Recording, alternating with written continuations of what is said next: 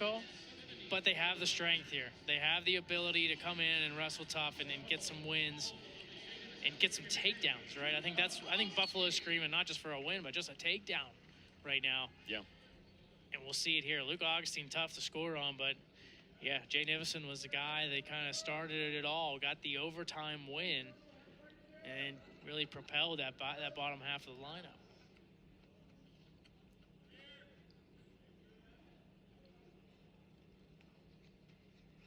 Nivison's win on Sunday was sudden victory over Chase Deal of SIU Edwardsville. And Luca Augustine won his match Sunday as well against West Virginia. It was a 3-2 decision over Brody Conley. So two guys coming off victories and trying to make that into a winning streak.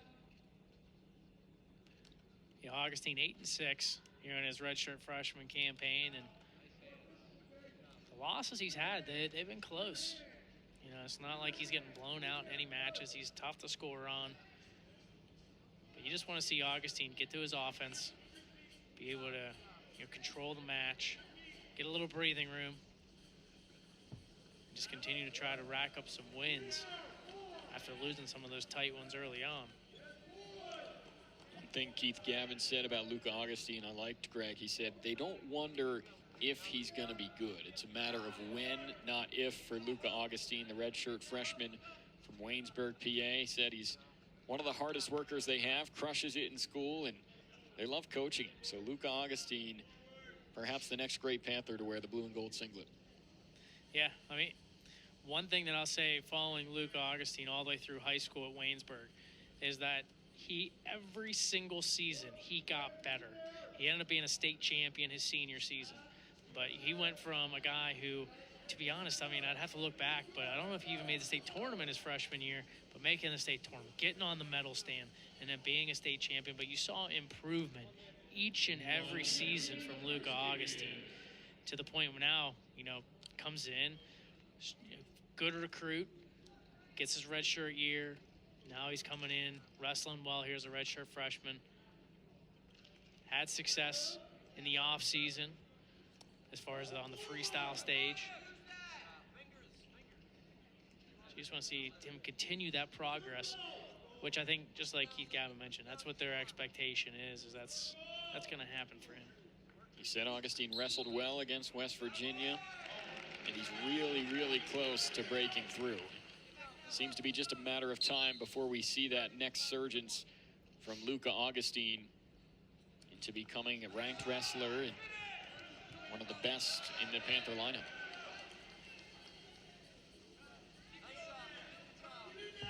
So far tonight, still 0-0 in the first with Jay Nivison.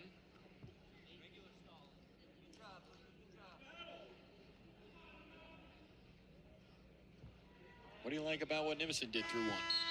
Yeah, I mean, he was able to kind of keep Augustine's offense at bay. He was, he didn't quite get to, some of his attacks, but some good exchanges back and forth from both guys. And really, after that first period, you're left to say, you don't know what to expect here in these next two periods. I mean, either guy could really open it up, but, the expectation I think you're looking at is kind of similar to what Augustine had on Sunday, a 3-2 tight match. Who gets that takedown to win it? Yeah, I mentioned they both had wins, but they were both close. Decision for Augustine and sudden victory for Nivison. Yeah, and I expect more of the same here on how this one plays out.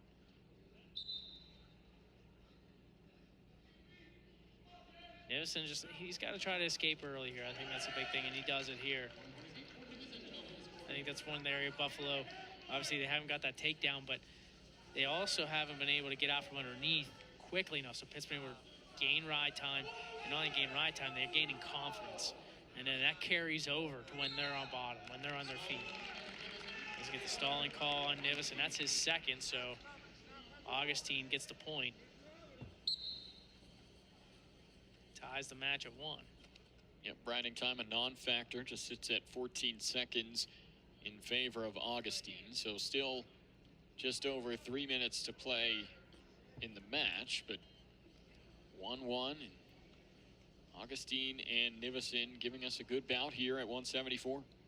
Stall call is huge. So now Augustine gets his escape in the third and Takedown's not needed, but still think it's just going to be who gets that takedown is who's going to come away with the win.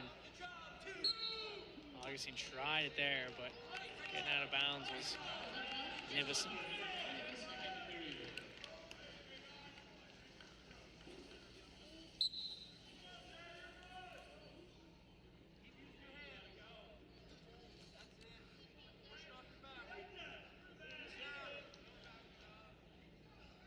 Jay Nivison coming off a year 16-7 last season, went 6-2 in MAC duels, earned a spot as a national qualifier, and went 4-1 at MAC championships. Trying to follow that up this season, hanging with Augustine, although Luca now gets the 2-1 lead here as we get towards the end of the second.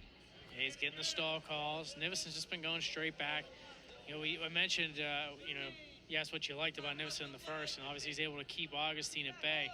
But what Augustine's doing is continuing to push, continuing to try to get to his offense, you know, moving him from side to side, pushing, and all it's doing, Nivison going straight back, playing the outer circle, and when that happens, they're going to hit you with a stalling call, and got him twice here to give up a couple of points.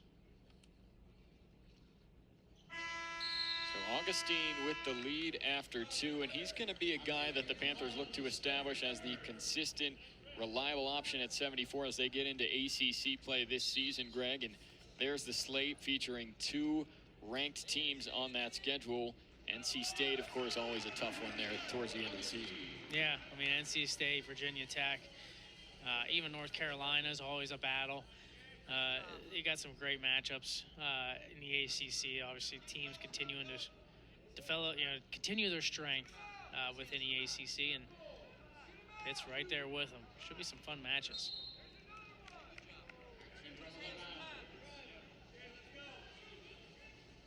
This is the final tune-up for the Panthers before the ACC schedule starts. They will have one more non-conference duel in early February against Iowa State. That'll be here in Pittsburgh.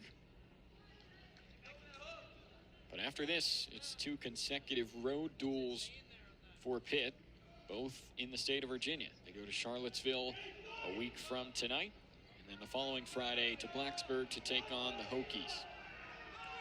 See if Augustine ends up picking up another stall call here. Back out of bounds goes Nivison. So just over a minute, Augustine up 3-1. Trying to become the 7th Panther to come away with a win tonight.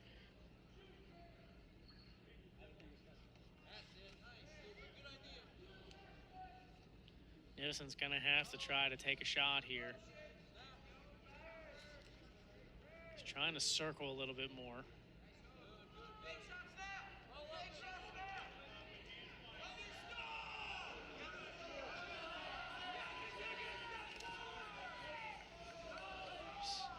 Not really much offense from Nivison. You expected him maybe to open it up a little bit more here in this third.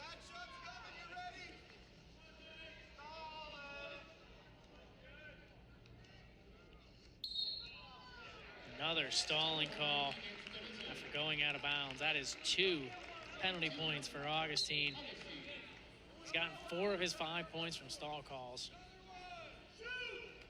Definitely something you don't want to see if you're John Stutzman. You'd rather see your guy attacking and give up takedowns that way than to lose this one based on stall calls. And that's what happened here in a 5-1 win for Augustine. Yep, so Nivison kept it close for a while, but ultimately Luca Augustine pulls away and gets the decision victory in the 174. Panthers now lead 27